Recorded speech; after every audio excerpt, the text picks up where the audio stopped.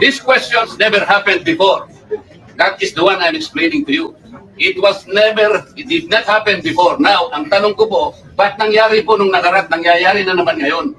Kagaya po na sinabi nila, wala nang pinagtanong sa Office of the President, and that is correct. That is in line with that tradition. Ngayon po, kung ang tinatanong ko ngayon, are we discarding the tradition? And is this committee authorized to discard a well-kept tradition? O kaya nga, then why are we intending to ask questions na naman at pinatawag nyo na naman kung sino-sino dito? The first thing is, that is the manifestation of Congressman Dante Marcoleta, and it should be answered by the members. If the motion, then after that, Marcoleta will vote that motion. Hindi ba ka nasagot eh? We will let just Marcoleta to speak, and then move to the motion. Sagutin muna. Sagutin muna yung point The chair, Sagutin muna. yes. Then saka mag-move. Yun, wala na tayong parliamentary committee next few weeks. Dapat na question answer, not query, or yung manifestation. Then, Ano yung binigay statement na sino tinatanong ko? Pira naman na.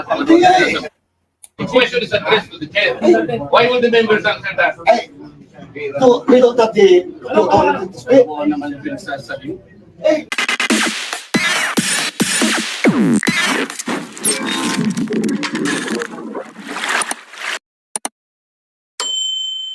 Hello, magandang gabi sa inyong lahat. Welcome to Joie de Vive Live. Dami tayong pag-uusapan ngayong gabi dahil maraming kaganapan at doon sa mga sumama na manood at nagtiyaga ng hearing ng House of Representatives para i-deliberate ang budget ni Inday. Maraming salamat sa inyo. Alam ko marami sa inyo talaga to be honest ha. I think I stopped watching dun sa part ng I think two congressmen, two or three representative after Luis Tro. Because I was so disgusted. And I know a lot of you felt the same while watching the hearing. Talaga ang dami talaga nakaramdam ng disgust dun sa uri ng mga representante na meron tayo. Nakakadiri. Ayan. But anyway, bago tayo magsimula ng mga pinag-uusapan natin, gusto ko lang palalahanan ng lahat to subscribe sa aking YouTube channel, Joey Cruz. Ayan, Joey, tapos Cruz, i-type nyo lang. Kayo ay mag-subscribe at mag-tick ng all notification para kayo ay ma-notify every time na ako ay live. Pwede rin kayo na mag-subscribe sa aking Facebook, follow and like pala sa Facebook, para mas malaki ang chance ninyo na makareceive kayo ng notification dahil alam nyo naman na ang aking Facebook page ay ginugurgur. Katulad ng Facebook page ni Dare to Ask. Ayan, dahil usapang Facebook tayo, Incomparable Jays, Madam Joey, finally nakaabot din sa live mo. Naloka ako sa mga friends ko, mga pinapost nila regarding sa mga pambabash kay Inday Sara. Bash pa sila. Well, they are really going to have, kung nanood kayo ng hearing kanina, it was really geared towards, eating Sara alive. Yun yung kanilang goal. And ay, teka, message ko kaya si Tio? Wait lang ha. Message ko si Tio, baka hindi pa nakakalabas at hindi pa gumigimik si Tio. Ayayain ko siyang mag-live.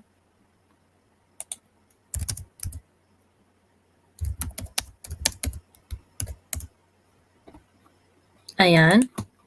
Sinendan ko na ng link si Sas. Ay, teka, si Kuyang Ibi pa pala.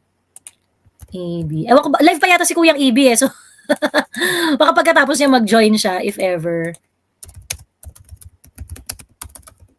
After mo mag-live. In case di ka pa antok. Ayan. Ang tawag dito,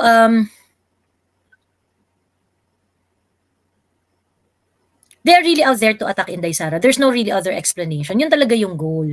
And so, actually, feel ko na rin na hindi naman talaga pupunta si Inday eh. Kasi para saan pa? And timely, before the start of the hearing, naglabas si Inday ng video. Really bombastic video. Which by the way, pag in-upload mo yung video ni Inday sa TikTok, minemess up yung algorithm. in-upload ko yung mga video ni Inday, yung una, di ba part 2 na yung nare-release niya. In-upload ko sa TikTok.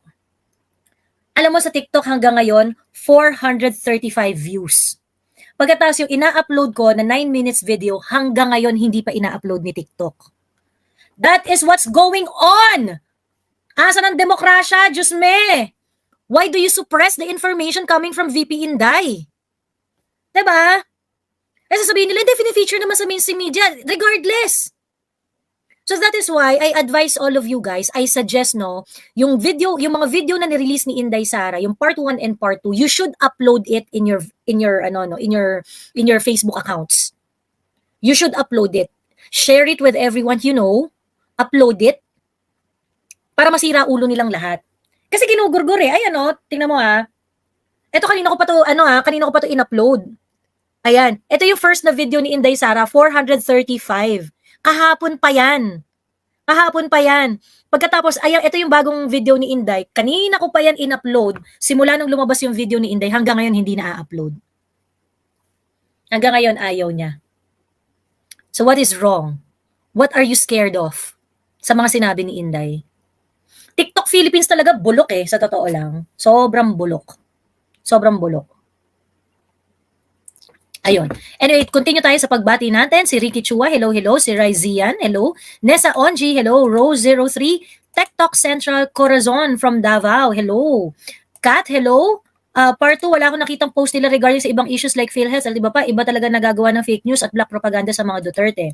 Sabi ni Jill, present Miss Joey, watching from New Hampshire.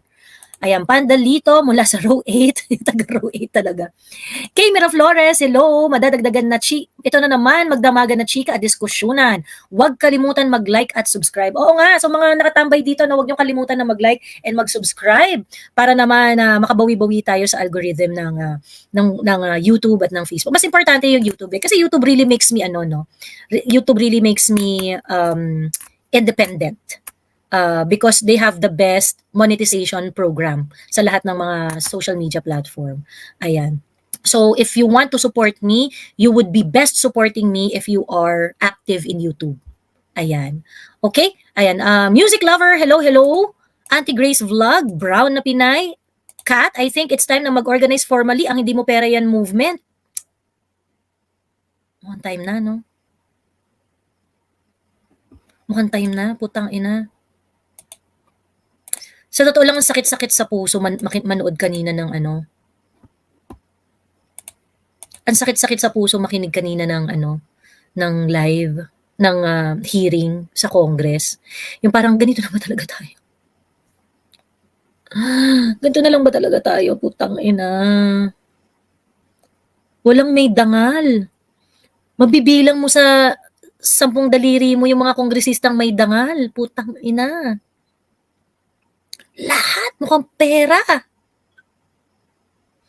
And you know the way they yung nakakadiri sila Gutierrez, sila Adyong, sila yung they try to really look like honorable by speaking in statesmanly manner, alam mo yon.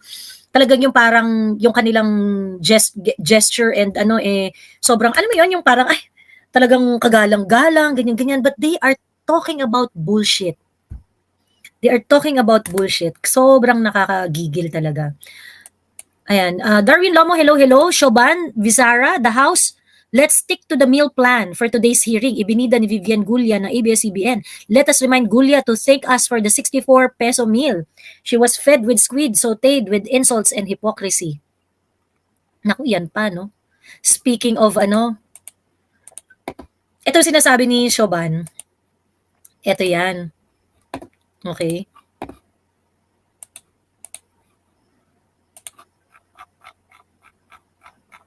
Ito yan.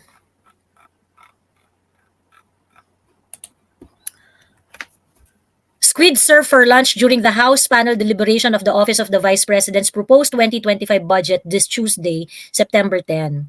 Vice President Sara Duterte was not able to attend the hearing. Ayan. At ang ulam ay, ayan, pusit. Okay. Si yan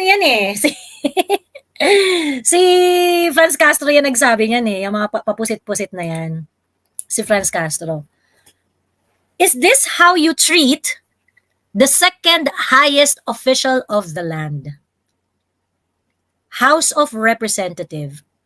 This cheap shot that you are doing, kasi alam naman natin, inano yan eh, ginamit niya ni Franz Castro na, snide remark laban kay Inday, yung pusit-pusit na yan. 'Di ba? Itong si Pusit Castro, ginamit niya yung pusit-pusit na yan para patamaan si Inday. Kasi hindi niya mapin si Inday. Kung ganito ang House of Representative natin, na sobrang hostile sa kanilang mga kinukuhang resource person, don't you think nararapat lang talaga na hindi sila siputin? Come on, House of Representative, putang ina niyong lahat, magkadangal naman kayo. Pagkatapos ang kapal-kapal na mukha nito ni Benny Abante na sabihin niya na naiinsulto siya, na hindi sinipot ni Inday yung deliberation ng budget, and yet, ikaw Abante, pastor ka pa man ding putang ina mo ka. You don't see this? As an attack to the second highest official of the land?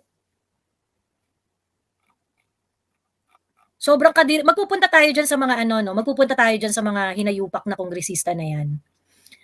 Iisa-isahin natin sila.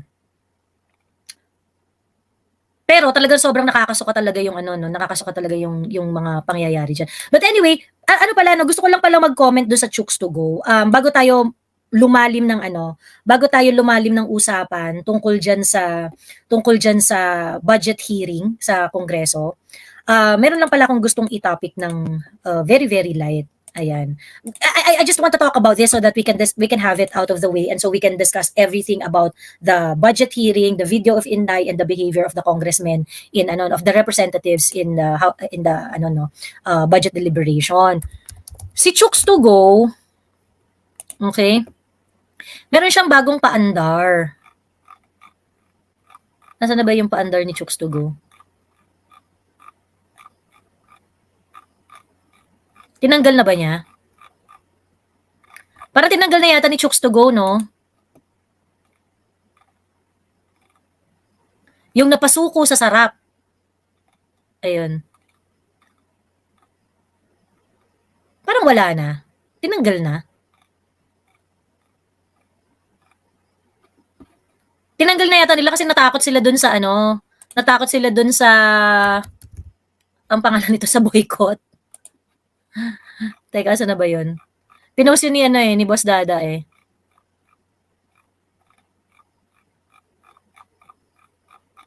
Ayan, ito.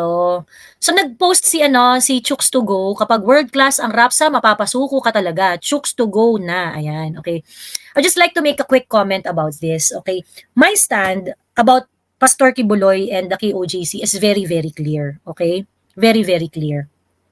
Ako wala akong problema kung sumuko si Kibuloy, litisin siya or what not. Because I think ang kaso ni Pastor Kibuloy ay merong legal aspect at merong political aspect.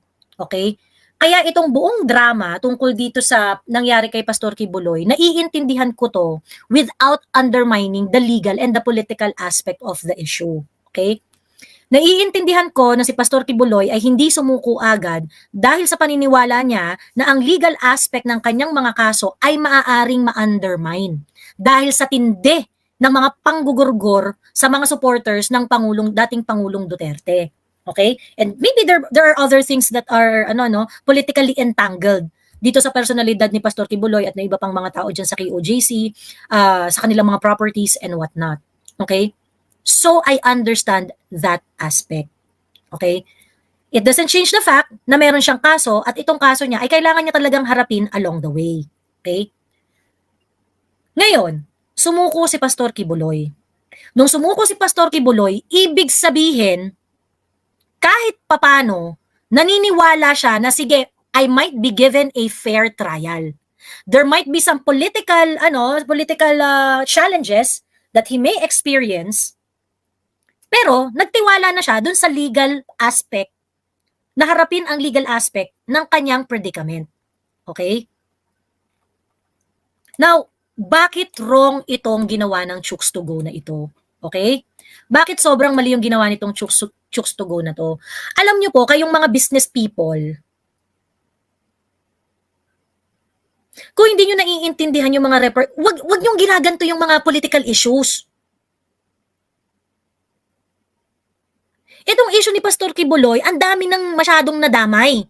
Ang dami ng mga inosenteng nadamay. May namatay na nga eh. Ang dami ng mga karapatan na na-violate. Sampa-sampang kaso nang nangyayari dito. You know, sa side ng government, sa side ni Pastor Kibuloy, at ng mga KOJC members. And then you're going to do something like this to benefit you just because it is popular now. It doesn't give you the license to do something like this. It is just so unethical. Na iti-trivialize niyo. Hindi ito simpleng kaso lang na nagtago, sumuko, ganyan-ganyan, at ginawa niyong telenovela. No. There had been so many rights violated already and you're trivializing it, Chooks to Go.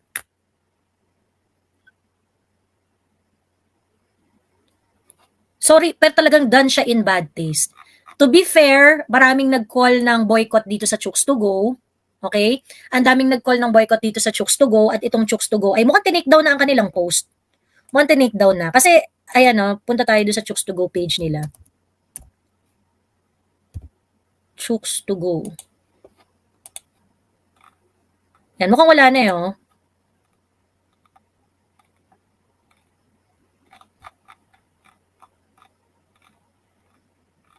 Tignan nga natin sa wall kung tinanggal na nila. Ang dami kasing nag-call for boycott ng Chooks to Go. Ayan. 6 days ago, yeah, I think they remove it already. Ano yan, no? Warning yan dun sa iba't ibang mga yung mga iba't ibang mga businesses. You know, you put, you make some ethical considerations in your campaign. Wag bira ng bira. Wag bira ng bira. Hindi porket popular, hindi porket yun yung issue ngayon. Alam niyo yung mga ganyang klaseng mentality, yung sakay ng sakay sa mga ganitong usap, especially sa mga political issue na merong malalim na usapin tungkol sa karapatan, polisiya, at mga decision making ng bansa. Pagkatapos, they become an agent of they become the agent of desensitizing the people. Alam mo yon? Yung nagiging numb na yung mga tao kasi parang ginagawa na lang joke eh. I'm pretty sure there are so many ways to promote your products. Pero sana, wag nang, 'di ba? Wag ganun. Wag ganun. Okay? So anyway, yun. Laging ginagamit ang taong bayan daw, ang taong bayan sa Ayun. Joey, maging patas dapat sila, decertification, pakita din gastos nila, correct. Ayan, patayin. Grabe si Vivian. Ayo. Sabi ni Iris, congressman namin yan si Adjong. Mula sa mga congress, yan, hindi nakikita ng mga constituents niya. Saan nga kongresista si Adjong? Saan nga kongresista si Adjong?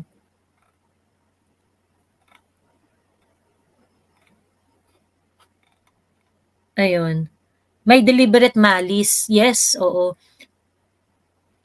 Okay, well anyway, so muna tayo, no? Pagkwentuhan muna natin yung nangyari dun sa hearing. Okay, surprise ba ako na teka lang, hinahabol ko yung mga comment ninyo ha. Yung mga yung mga spammer dyan, pagka paulit-ulit yung comment, ko kayo, ibablock ko kayo. Kasi, mahirap mag-catch up sa comment eh. So, dapat, hindi pa ulit-ulit yung comment para, as much as possible, makita ko lahat ng mga comment ninyo. Sabi ni Terry, may I just, Filipino humor can be very rude and distasteful. True. True. Ayun. Parang, I think it's too much yung ganon, yung parang, bakit 8,000 na pulis ang involved doon? 'Di ba?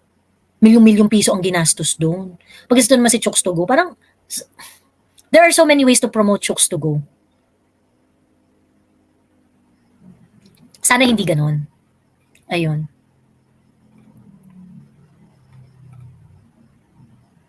Ayun lang. Dapat si Abante na magitan sa kanyang mga kasama dahil pastor siya pero siya pa ang nanguna sa pagtira kay VP. Actually, sobrang kapal na mukha ni Abante. As in, bakit ba laging nananalo yan? Bakit lagi binoboto ng Maynila yan?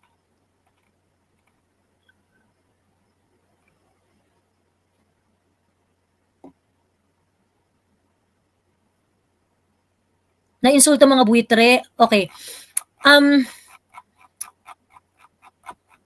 On the HOR discussion of the budget, so late siya nag-start, so nakaano na nga kami, actually nakaabang na ako for quite some time. Lumabas yung video ni Inday Sara. Yung video ni Inday Sara, mamaya papanoorin natin na sabay-sabay, ano. So ngayon, nag-ano na siya, nag-start na yung hearing, ganyan. I think they're waiting for Inday, and then later on, nagsulat nga itong si Inday Sara na hindi siya makaka-attend ng hearing. So ito yung kanyang naging sulat sa House of Representatives. Sinabi na, okay, basahin lang natin yung letter niya. Ito, sabi ni Inday Sara, Honorable Ferdinand Martin G. Romualdez, attention, Honorable Elizaldico, okay? The Office of the Vice President has submitted all necessary documentation to the House of Representatives Committee on Appropriation, including a detailed presentation on the proposed budget for fiscal year 2025. I have also articulated my position on the issues outlined in my opening statement during the previous hearing on 27 August 2024. We defer entirely to the discretion and judgment of the committee regarding our budget proposal for the upcoming year. Okay. Now, of course, what Inday is saying is that hindi na namin i-defend yung budget namin. We deferred, yun yung sinasabi niya last time eh. The OVP is deferring the opportunity, is forgoing the opportunity to defend the budget. They have presented all their projects and all the funding that is required for their project. But if the House of the Committee on Appropriation would decide to remove, let's say, certain item, burahin, tanggalin ang mga certain items sa budget, it's going to be 100% up to the discretion of the Committee on Appropriation. Ibig sabihin, sinasabi ni Inday dito, yung mga buwitri dyan, pwedeng nyo nang katayin yung budget ko. Kung gusto nyo akong i-zero budget, i-zero budget nyo na ako. Now, if that is the stand of the Vice President, what is the hearing is for? If they want to, to zero the budget of, to zero out the budget of the Vice President, they may do so. Diba? Pwede naman gumawa ng committee report, isubmit nila, whatever, ganyan-ganyan. Mag-manifest na lang sila na, itong mga budget na to, ayaw na namin tong part na to, ayaw na namin approve, ineme, ganyan-ganyan. But we all know their intention is really to use the House of Representatives inquiry, the budget deliberation, as a propaganda machine to attack Inday Sara. And so they did. Okay? Even if nakikipag-usap sa hangin, itong mga House of Representatives na ito, even if nakikipag-usap sila sa hangin at pinipilit nilang sumagot ang COA sa mga bagay na karamihan doon hindi naman competent ang COA sumagot in behalf of the Office of the Vice President, nagtuloy-tuloy pa rin sila. Nagtuloy-tuloy pa rin sila ng pagtatanong. Okay?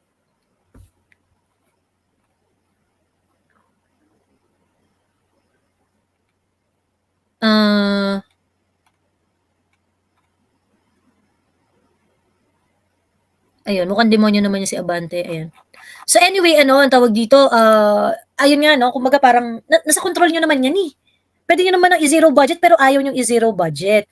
Because, if you're going to say, sige, i-zero budget na namin si Inday, mawala na kayo ng opportunity na pahayain siya ng todong-todo. Okay? Adyong may issue din sila sa Lanao billions na project na punta sa 4 na construction firms nila, dapat sila kung maging president si VP. Sana lahat ng mga lumang Senate at Congress wag nang iboto. True. Pumili ng bago, dapat pumili ng bago. Ayun. So anyway, tawag dito, pwede nilang i-zero but of course they cannot afford to do that. Kasi pagka ganon, mananalo si Inday. Alam mo yon, hindi na nila mapapahiya si Inday. Ngayon, well, they cannot zero the budget as in zero it out because the office of the vice president would have certain number of employees, contract of service that are already in the workforce framework of the vice president. So hindi nila talaga yan mazizero as in zero kasi kailangan nila magpasweldo diyan. You know, the least that they can give to the office of the vice president is the salary and the pay for rentals and lease of all the facilities of the office of the vice president. Kasi yung iba dyan, nirerentahan nilang mga offices, mga satellite offices, yung iba binili na ng office of the vice president.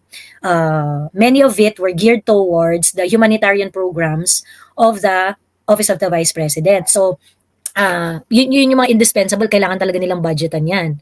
Hindi po pwedeng hindi.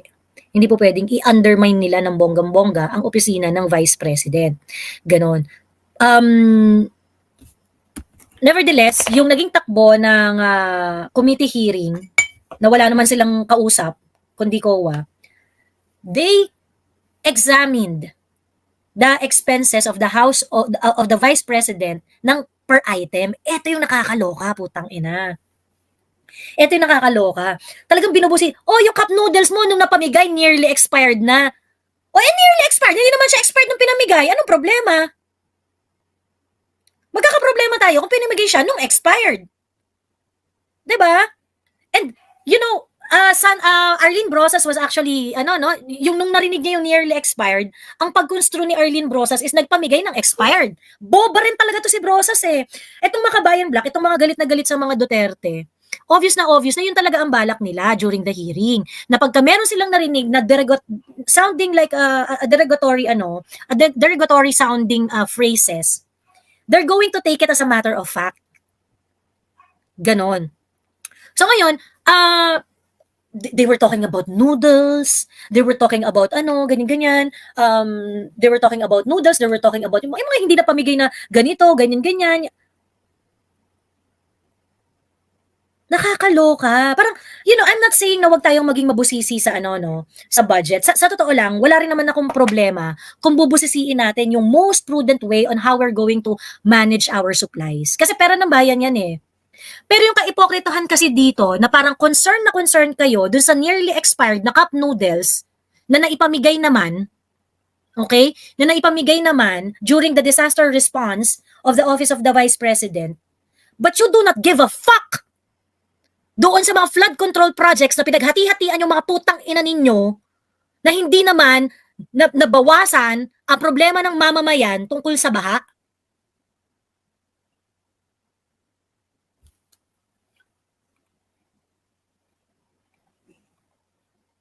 Diba? You did not bat your eyelashes sa pamimigay ng sangkaterbang ayuda.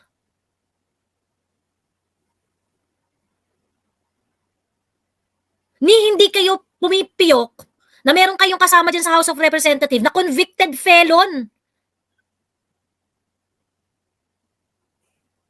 Yun yung kaipokritahan dito. Tapos magre-reklamo kayo sa cup noodles na naipamigay during disaster response na near expiry. Are you fucking kidding me? Tapos yung amount na yun parang hindi pa umabot ng 1 million.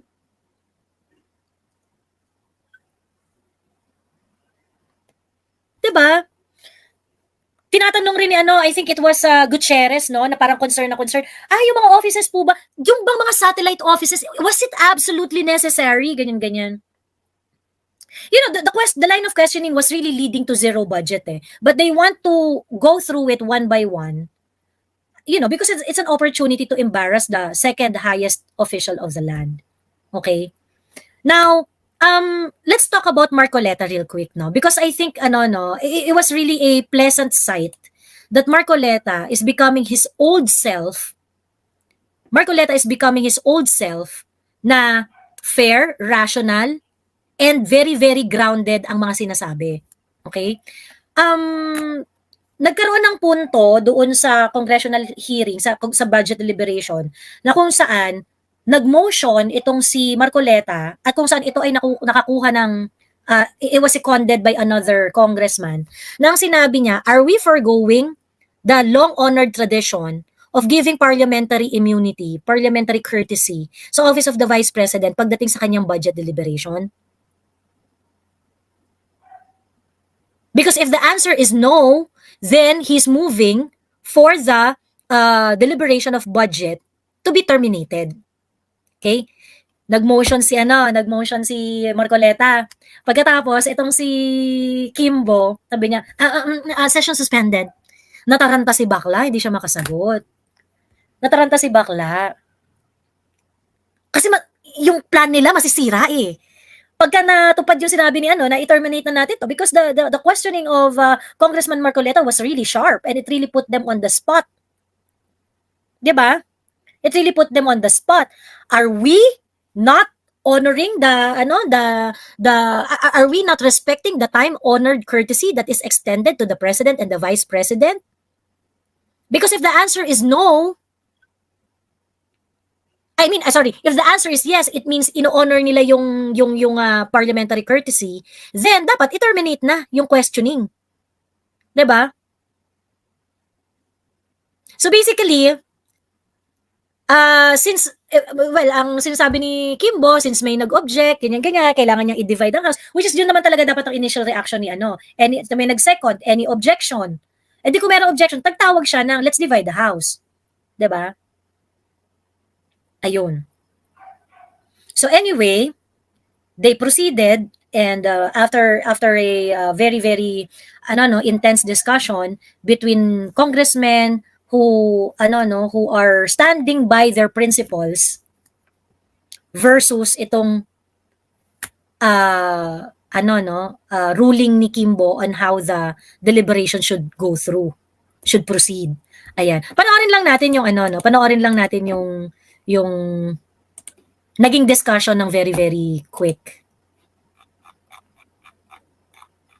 I think na kay Tio yun shinare ni Tio. Eto. Questions, that's why I'm asking. Bakit natin ginawa yun earlier? Wait lang, sorry. Yung sa min the vote na lang pala. Mas mahaba. Min the vote.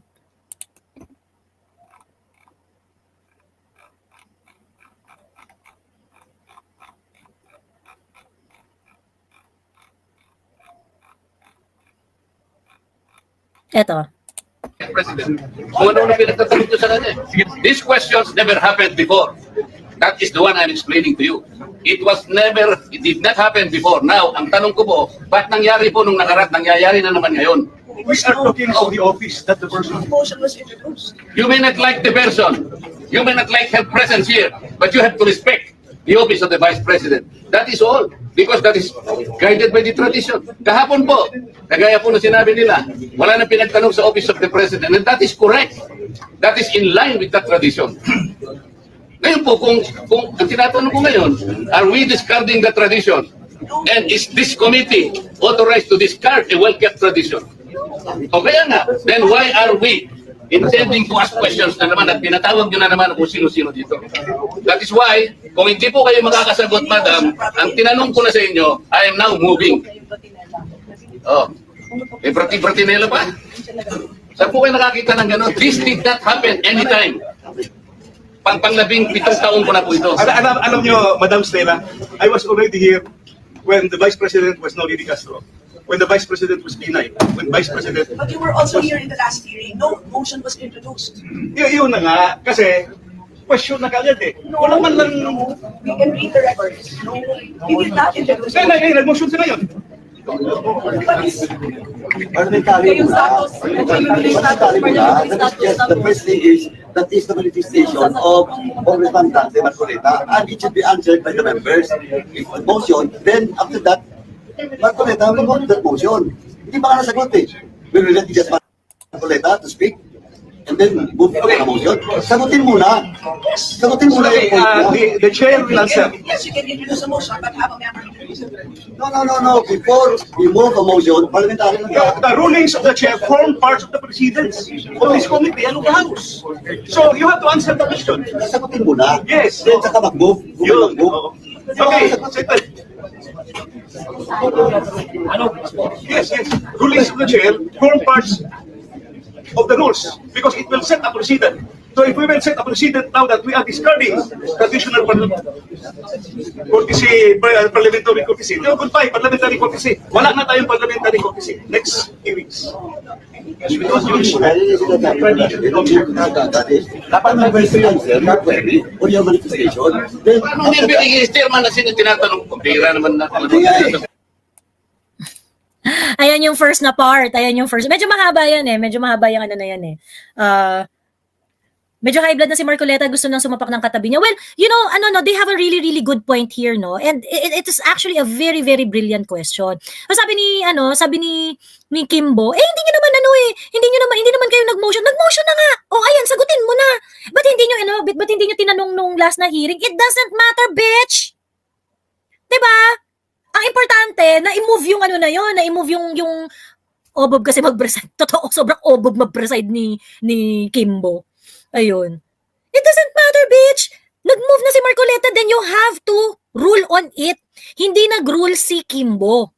Okay? Ngayon, ito si Kimbo, dahil nga gusto niyang i-please ang lahat ng tao sa buong mundo na hindi naman po pwedeng mangyari dahil ang mundong ginagalawan mo, Kimbo, ay nagre-require na ikay maninindigan sa isang posisyong tama. Okay? Hindi siya makapag-commit na wala ng parliamentary immunity. Wala ng parliamentary courtesy. Hindi siya makapag-rule doon. Pero, hindi niya naman sinabi. Tapos gumagawa-gawa na lang siya ng mga excuses. Ayan. There's another video Teka ha. Yung isa pang video dito kay Minda Vote. we don't have the, The question is addressed to the chair. Why would the members answer that? no, we don't have the authority to speak. Why is the chairman only speak? Di ba kami pwede salita? We are also member, we're just the same. Alam mo yun. Alam mo yun. Sino yung ano na yun? Who is this guy? Sino tong guy na to? Sino tong guy na to?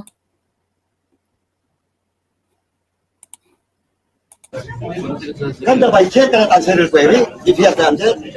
Usapan natin ang chairman ang sasagot. No, it's not only the Ano naman chairman. magsasalita lang yan?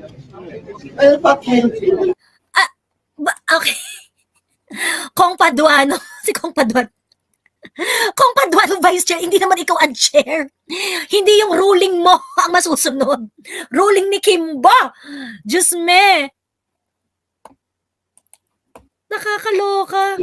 Kaya nagsalita na kayo. Kaya nakakaloka. Hindi pwede yun. Hindi pwede magsalita yung iba. Hindi pwede yung chairman lang. Di ba? Di ba? Pwede ba yung dalbet? Saan parliamentary procedure in the House that the members speak? Pwede. Di ba? Wala na, nag-expire na yung moment mo na magsalita. Pwede ka na lang mag-object. Tatanungin nung nagpe-preside, is there any objection? Then that is the fucking time that you speak, Paduano, idiot. Kasi nag-move na si Marcoleta eh. Nag-move na si Marcoleta eh. Parang may parliamentary kinemic or ikaw lang pwede magsalita, ikaw lang pwede magsalita. Diyos me, tangin ang mga unggoy to. Diyos ko, yung Congress na, abolish Congress, Diyos me.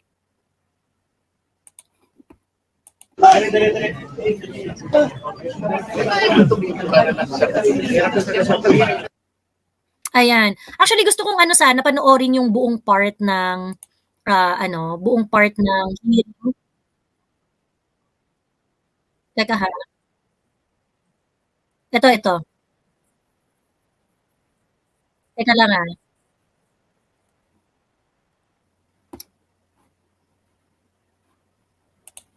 Tingnan natin tong Ay, sorry. Ito yung buong period na yung 8 minutes siya eh. 8 minutes siya eh. Teka lang ha.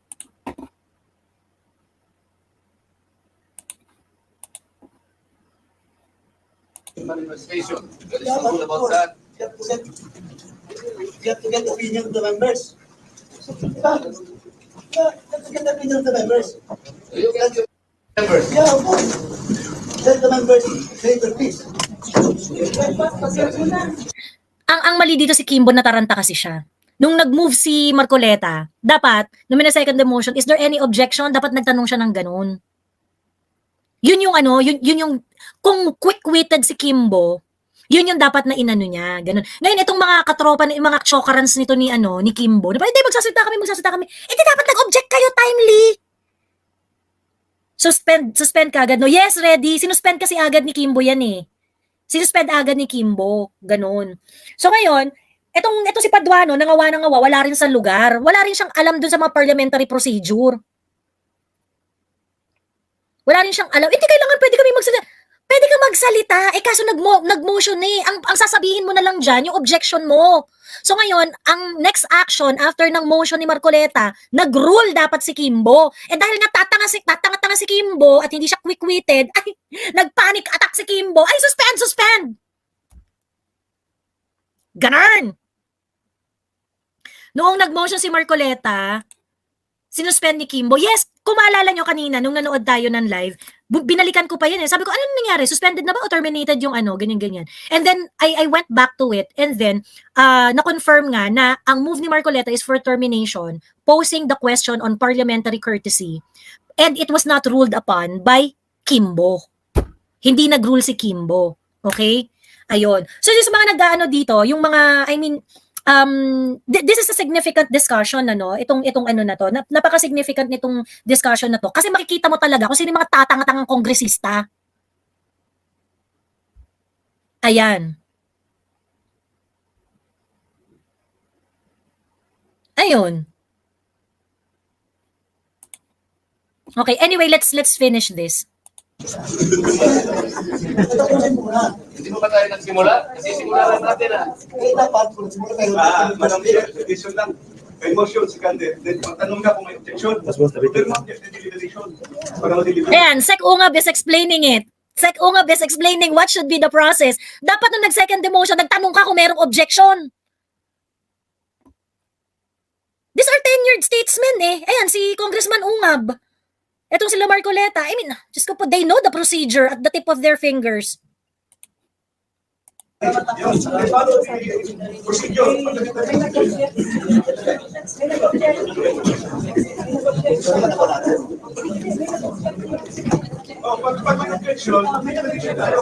po yun eh. Tinatanong kasi, sagutin ninyo, if this community has the right to discard a welcome tradition, is this committee authorized to set aside the tradition? That is the question that needs to be answered first and foremost.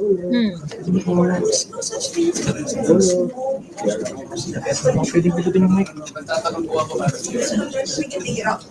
Incidental lang. Ako lang incidental lang.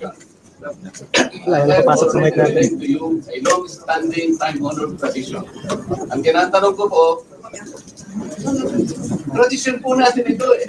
Ang problema ay marami dito na yung point kaya hindi nila alam yung tradition. I am saying, Madam Chair, this was a tradition well kept for so long a time.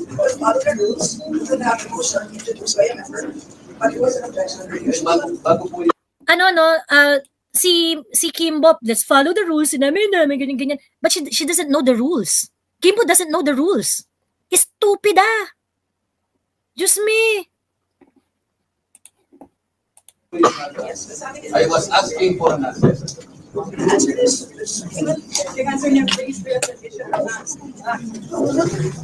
Sabi ko mayroong tradisyon, napaliwanag ko na sa inyo. Ang tinatanong ko,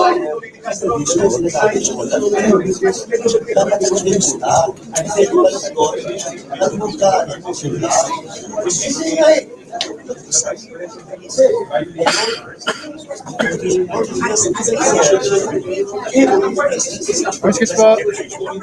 Opo. And it's extended at the start. At the start, it's extended before intervention. This is required because the measure is suspended. And it is also introduced by a member which will be parts of the measure. So it's not a Madam, there's no such authorization. I'm just setting aside. magano na muna tayo para ma-record. Para ma-record.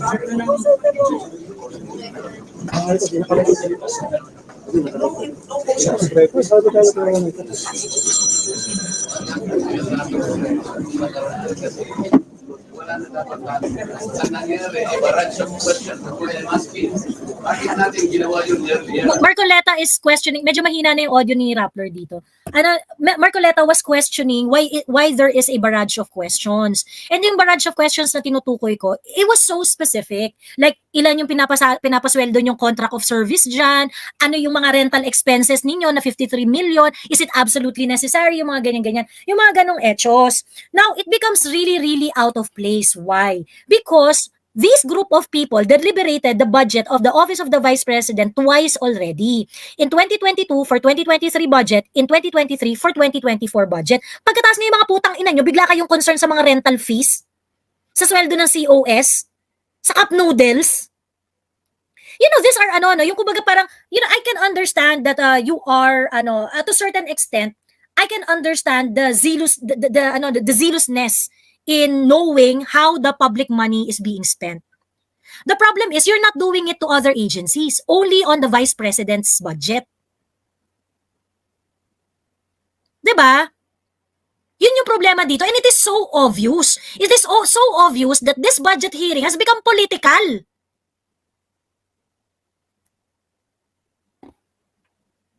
Yun yung pinopoint out ni Marcoleta dito, na you're asking a barrage of questions. It's totally unnecessary. Hindi naman ganyan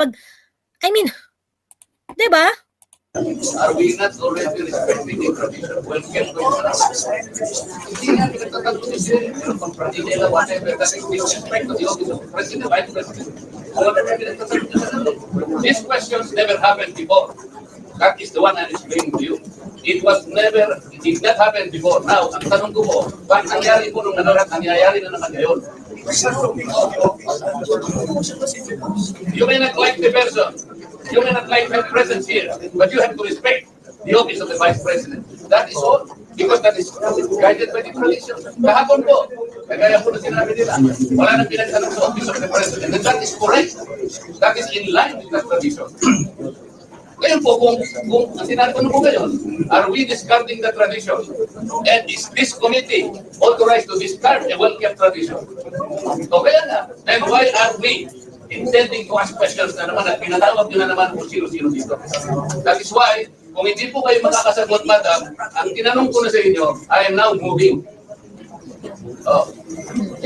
Teka lang i-address ko lang yung question ni si Jun Pro official. Majority wants to know about the COA findings. Sa totoo lang, si Jun Pro, walang problema doon kung naiintindihan mo at marunong kang magbasa ng COA findings. Ang tanong, alam mo ba? Gusto mong malaman, pero ang tanong, alam mo ba kung paano intindihin yung findings ng COA? Alam mo ba magbasa ng COA findings, si Jun Pro?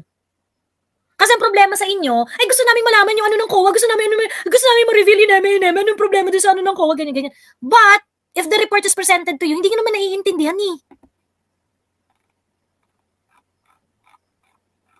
Yun kasi yung problema dyan.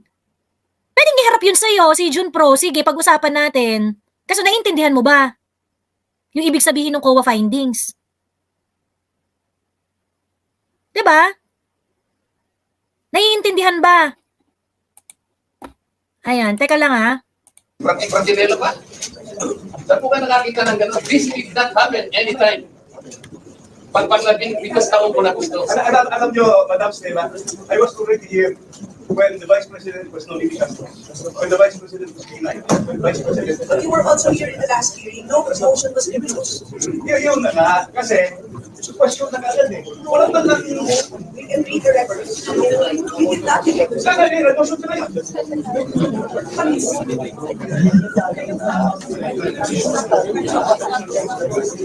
That is the manifestation of Congressman Marcoleta, and it should be answered by the members. Motion. Then after that, Marcoleta will hold the motion. Hindi ba ka nasagot, Chair? Ito yung sinasabi ni the OVP, ito yung mga maling yung mga feeling righteous. The OVP should be an example. If there are no discrepancy how the money was spent, then all other agencies will follow. There are simple answers to simple questions, sabi ni Mark Martin. Mark Martin, ito yung problema sa mga taong katulad mo. Okay? When you see a COA report, when let's say the COA report says that there is some hindi na reconcile na mga kineme-kineme, ganyan-ganyan, idiots like you will assume that there is a problem. Okay? It's not. Okay? It's not. Okay? If you're going to notice, nung panahon ni Mama Lenny, marami ring discrepancy sa mga ano niya, sa COA report niya. Mga hindi nabayarang consultant, mga goods na hindi nabigay, mga disallowances, meron ding mga ganon. Okay?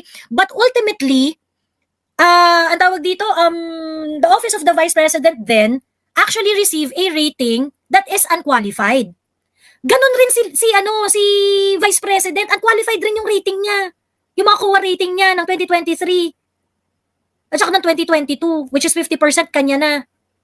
'Di ba? Ito yung problem kasi nung mga tao na hindi nyo naman naiintindihan yung dynamics ng audit.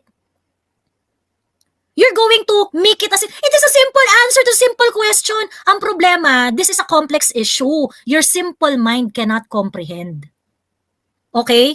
Now, if we're going to talk about no discrepancy, ganyan-ganyan, hanapan mo ako ng opisina na walang discrepancy.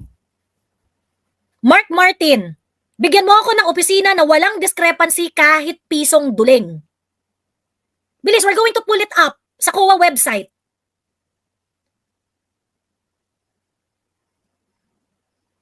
Bilis, Mark Martin! You know, this discussion really is way beyond your capacity, your mental capacity. That's the problem. You want a COA report, but you don't know anything about audit. Mark Martin. Diba? Ayun. O meron bang gustong umakyat dyan na katulad ni Mark Martin? Mark Martin, pwede kang umakyat para maintindihan ka namin. Bilis, kasi sa ngayon, ang nakikita ko lang, ikaw ay nagpapaka-righteous sa isang bagay na hindi mo naman naiintindihan. Yun yung problem. Bigyan mo ako ng opisina na kahit pisong duling, walang discrepancy. Bilis, kukunin natin yung annual audit report nila. At dapat, nakalagay doon, wala silang observation at all. Okay? Bilis! Yan kasi yung problema eh. Hanap kayo ng COA audit report. When the COA audit report is given to you, you do not know how to understand it. Punta kayo ng punta sa 125 million na ginastos ng 11 days. Ano exactly problema nyo doon?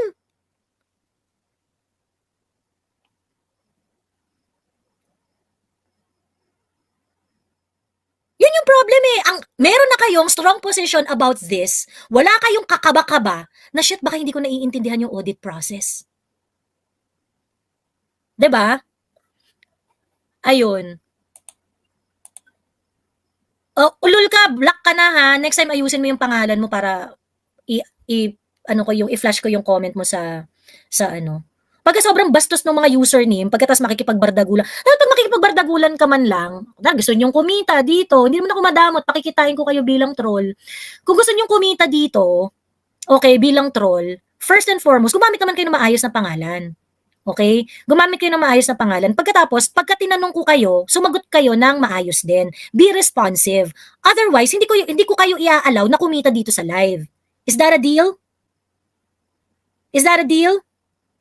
So yung mga troll dito, kasi di ba kumikita kayo, pagka kunwari, nag-comment kayo, pinansin ko yung comment ninyo, di ba kumikita kayo? And to be honest, I am okay with that. If that would allow your family to eat, sige, okay lang. Gamitin yung liquidation proof yung live ko na nang-troll kayo dito. But you have to work for it, okay? You have to work for it. Use a decent name, okay? And then, when you are asked a question, you better response. Ngayon, kapag nagtanong ka, tapos tinanong ka, sumagot ka, tapos hindi naman responsive, block ka na, hindi ka nakikita. Ganon tayo ha. Ganon tayo moving forward, okay?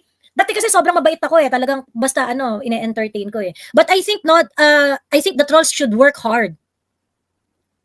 Okay? Trolls should work hard. Use a decent name. Pagkatapos, pagka meron kayong tanong dyan, sasagutin ko kayo at pag sinagot ko kayo, responsive kayo dapat. Pag hindi kayo responsive at didishit kayo ng didishit, wala na yun. Okay?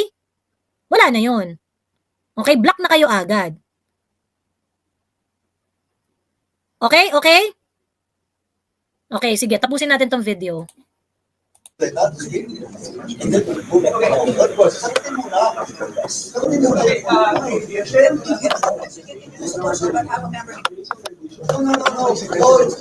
Motion.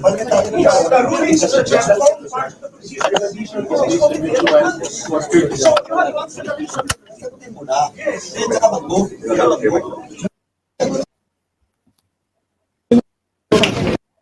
We mentioned a procedure now that we are discarding traditional courtesy, parliamentary courtesy. Goodbye, parliamentary courtesy. Wala na tayong parliamentary courtesy. Next. Dahil yung sinasabi ko, observe na dati. After the first answer, for your manifestation, then after that, Chairman na tinatanong ko, pera naman tatanong. Pero sasagot. Especially sa rest of the mayor. Why would the members answer that? ay, so we don't have the authority to speak. Oo naman yung pinagsasabi. Why the chair Nabadam si Marcoleta. Kasi si Paduano, entrada na entrada. Wala sa lugar yung pagiging EPA. man only speak? Di ba, may pwede salita? We are also member just the same.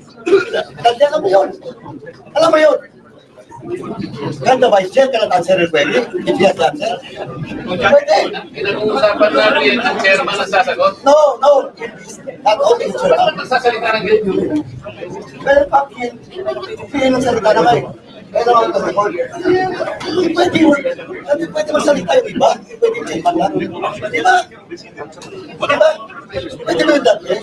Sa parliamentary procedure in the House, that the members cannot speak. Pwede. Di ba?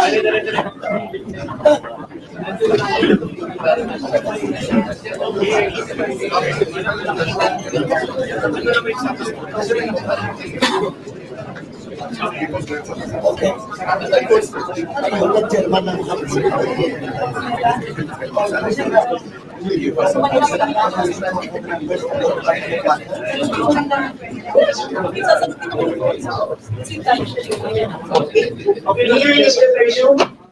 With Virtually Fortified. Ayun. Anyway. Ayun na. So, yun na yung yun na yung end of it. Yun na yung end of it. Diyos me, nakakaloka, tang ina. Okay, grabe to mga pinagagagawa nila na to. Ang hina ng leader ni Stella Kimbo, paano yan magiging effective na mayor ng Marikina? Sabi ni Kulturang Albayanon. Actually, Stella Kimbo, mahilig pala talaga itong mag-epal politics sa Marikina. So marami siyang ito si Stella Kimbo, sobrang ipokrita. Sobrang ipokrita nito ni Teacher Stella Kimbo. Ayan. Puntahan natin ang page ni Stella Kimbo ha. Isa sa mga nirereklamo nila sa budget ni Inday Sara is yung duplicity ng mga functions ng mga ginagawa na yung mga ginagawa doon sa mga satellite offices, nag-extend ng help and things like that. Those are being extended by the DOH, DSWD, DOLE, and other national agencies. Yung pagbibigay ng mga disaster response, ganyan-ganyan, those are being done naman daw by by the other national agencies. But look at Stella Kimbo. Ayan. Ano yan? Yung mga pagmumukha ninyong nakabalandra dyan sa mga pinaggagawa nyo at pinagpapamigay ninyo. Bakit yung nag-engage sa mga bagay na ginagawa rin naman ng mga national agencies na yon? Like nagpapamigay ng bigas. Ano to, libreng sakay ba ito? Ganyan? Check up, Risa Ontiveros, cash voucher. Why are the legislators engaging in activities that are also being done by those national agencies? 'Di ba? Teacher Stella Kimbo. Ay, bakit Bakit? Parang binlock ako ni Stella Kimbo. Teka. Hindi na siya lumalabas sa ko. Ayan. Sige, dito ka. Marami tayong account. Ayan. Binlock niya ako doon sa Joie de Vive. Diyos me. Ayan. So, Teacher Stella Kimbo, punta lang tayo sa mga pictures mo, ha? Oh. Okay, yesterday, view post. Masaya po tayong naiparating ang ating suporta sa Barangay Tanyong at Tanyong High School. Ipinagkaloob po natin ang bagong LGSF equipment at isang sasakyan para sa Tanyong High School. Mga kagamitan at serbisyo na tutulong upang mapalakas pa ang kanilang operasyon at matulungan ang pangangailangan ng ating mga estudyante at guro. Why do you have to do this? The DepEd can do this. Hindi ba, Teacher Stella Kimbo? Why do you have to do this? Why do you have to do this? O sa barangay hall pala, o DILG yan dapat, di ba? Why do you have to do that? May national agency for that. Kongresista ka. Diba? Let's just enumerate how inconsistent you are. How hypocrite you are. Madam Stella Kimbo. Okay? Ano to? Tingnan natin kung ano to. Speaker siya. Okay. Marami tong mga marami to yung mga giveaway, mga ayan. Nakakatuwa pong makita ang abot-tengang ngiti ng mga chikiting at kanilang pamilya na nakatanggap po ng ating libreng merienda. Why would you even have to do that when DSWD and DepEd have their own feeding program? Bakit ka nagpapamigay ng merienda? This is not your job. Your job is to legislate. So anong gagawin natin dyan, Stella? 'Di ba? Anong gagawin natin dyan, Stella? Oh. Ba't umi-epal-epal ka dyan, nagpapamigay ka ng Jollibee? Sa mga bata, hindi mo pa binlur yung mukha ng mga bata. Hindi mo pa binlur yung mga mukha ng mga bata. Diyos me. Responsable. O ano pa to? Serbisyong mula Kongreso hanggang distrito. Kahit tayo po ay galing sa buong araw na budget deliberation ng Kongreso, dumiretso po agad tayo sa mga evacuation center sa ating distrito upang mamahagi ng DSWD family packs. Then bakit ikaw ang namimigay, Stella Kimbo? Why don't you leave it to DSWD officials? Bakit kailangan ikaw ang magpamigay, Stella Kimbo? It's not your function. Diba? It's not your function. This is how hypocritical you are, and all of you sitting in that budget deliberation of the Office of the Vice President. Napaka-hypocrite ninyo.